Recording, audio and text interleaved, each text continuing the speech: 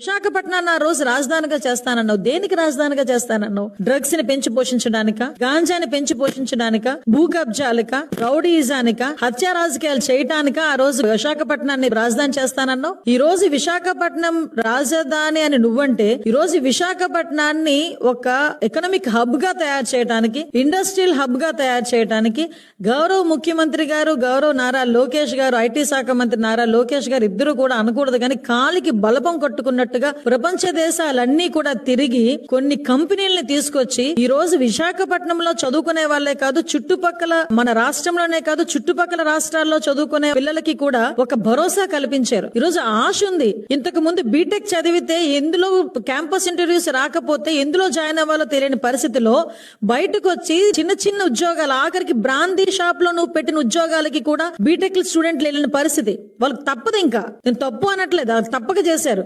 కానీ ఈ రోజు మేము చదువుకున్న చదువుకి తగ్గ ఉద్యోగం వస్తుంది అని ఒక భరోసా ఉంది.